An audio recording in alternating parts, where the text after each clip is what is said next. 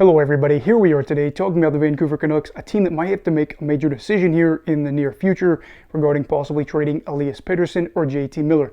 But before we get started with that, please make sure to subscribe if you're new to me or hockey, whatever the case may be. That being said, let's get on into it. So last season, the Vancouver Canucks were one of the feel-good teams from the campaign as they went on to surprisingly win the Pacific Division and have 109 points on the year. This season, I don't really know if they're expected to defend their division crown, but they were a team that was hoping to get the opportunity to maybe go out there and have a chance in the playoffs to maybe go on a run to win the Stanley Cup. Unlikely, maybe, but every team has that hope. And while this season they weren't on pace for 109 points, they were still firmly in a playoff spot for a good chunk of the year, still are at least in a playoff spot for now, and were able to kind of do it in a way that makes you proud as a fan of the team. They were winning on the road, they were winning close games, and they weren't winning with their stars because some of these guys were out of the lineup.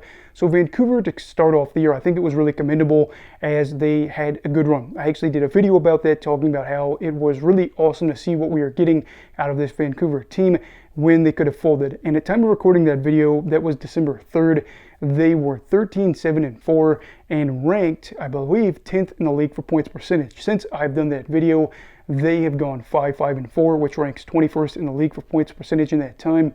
Obviously, things are not going as well as they were before, but that's usually okay. You're going to see any team go out there and kind of have a bad go of things, and this truly isn't the worst situation you've seen compared to some other really bad losing streaks from some sides. But the bigger problem is the lingering or bubbling issue, I should say, that's in the locker room, and that is between alternate captains Elias Pettersson and then, of course, JT Miller. And this is probably where I'm going to go on a long rant, just kind of talking about a lot of these things. So we don't know every single detail about why these two aren't getting along, and again, in the public, they're saying there is no rift, but it does seem apparent that there is something going on in Vancouver behind closed doors, and it is involving these two. My biggest problem with this is that these two knew that they're probably going to have to be around each other.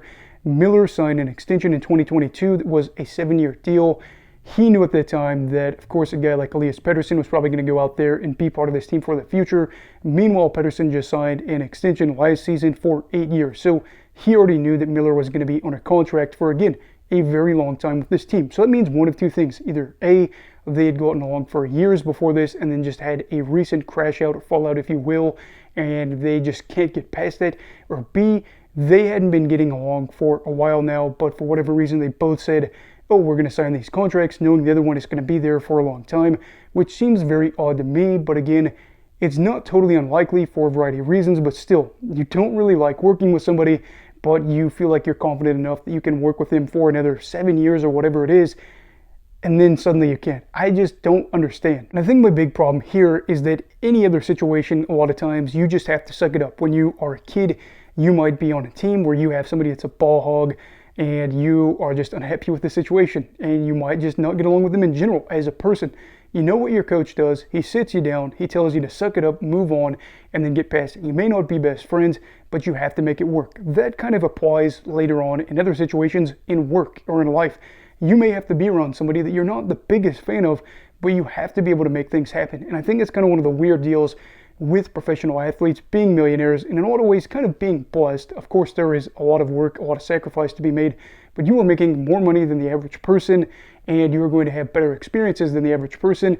Why is it that you couldn't work past certain things? Now, again, we don't know all the details, but unless there are certain lines that get crossed that go kind of into the personal life, you just have to find a way to make things work. So Patrik, Allvin really needs to get these guys in here. Rick Tocchet, whoever needs to sit them down and say, you may not end up liking each other, but we have to find a way to make things work before, because again, what we've already seen is a team that's gone into the second round twice with this group and then nearly was on verge of going on to the Stanley Cup final, Western Conference final 2 times. They did it nearly against Vegas. They would have beaten them and then gone on to play Dallas.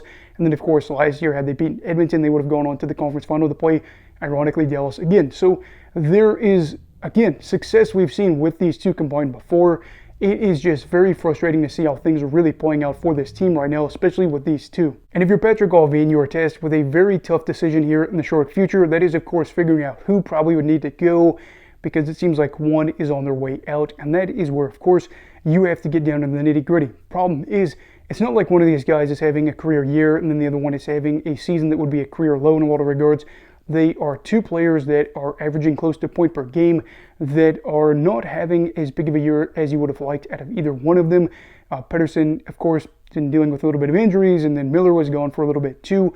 Just a lot of things that aren't really saying, oh, we can separate the gap here. But I think there are a couple things that could decide who ends up getting shipped out. The first one, if you're looking at just age, Pettersson has the advantage here. He is 26, JT Miller is 31.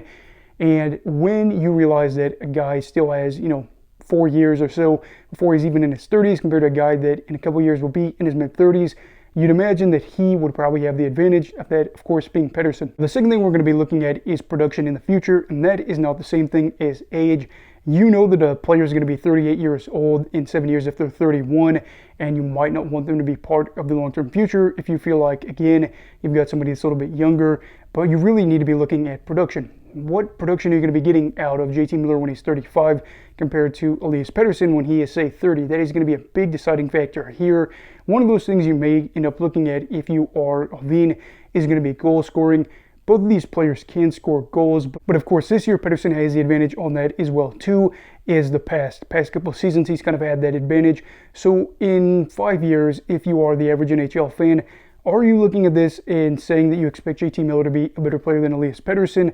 Maybe, I don't know. From my perspective, I think Pettersson probably would be in a better spot, but of course, I don't have the ins and outs. I don't have all this extra data that the organization could be getting.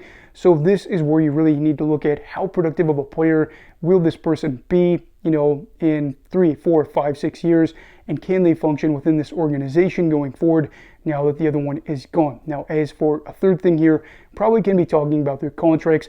Both of these guys are on long-term deals, but the big advantage to JT Miller going on right now is that Elias Pettersson's no movement clause doesn't kick in until next season. So theoretically, JT Miller, who's got a no movement clause right now, would be able to have an advantage for the short term if they are trying to figure out a trade as soon as possible, trying to, find a way to get this team back on the right track into a secure playoff position.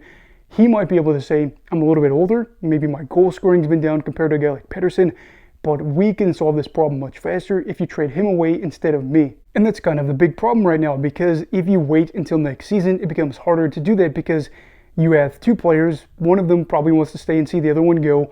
It's not like both of these guys probably want out. So then it just becomes much more difficult to figure out how to make a move work for yourself as well as getting the best return and to make this player happy, because they have to be able to say, I'm going to waive this no movement clause. So that is going to be a very, very rough stretch over the next couple of weeks, probably, if not a month or so, to figure out whether or not you move on from a guy that was, again, a star, a rising star, compared to a player that is really seeing career highs with this new team, that of course being Miller over the past 5 or 6 years.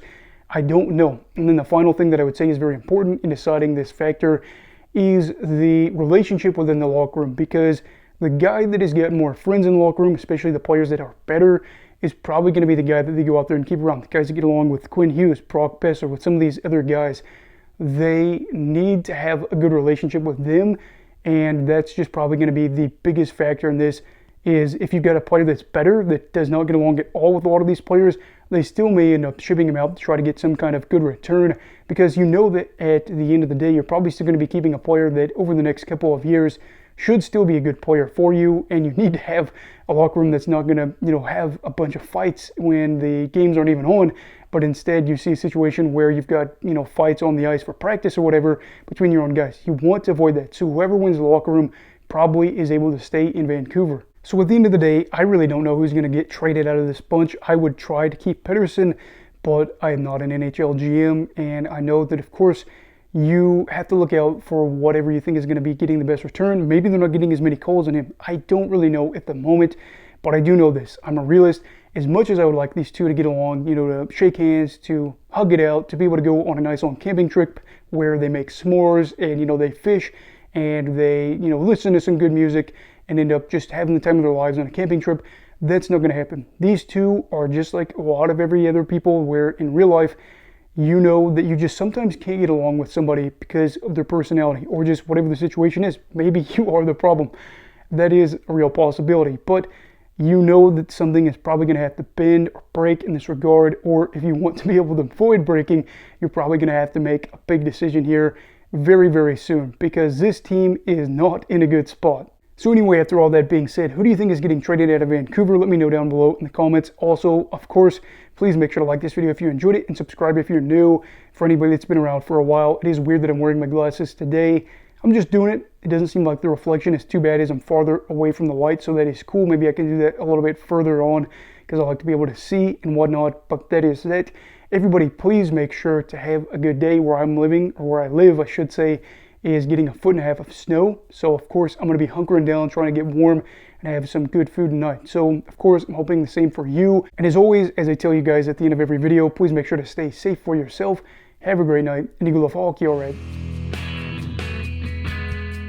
Goodbye, Brigadiers and Brigadettes. This is your captain signing off. Have a great night.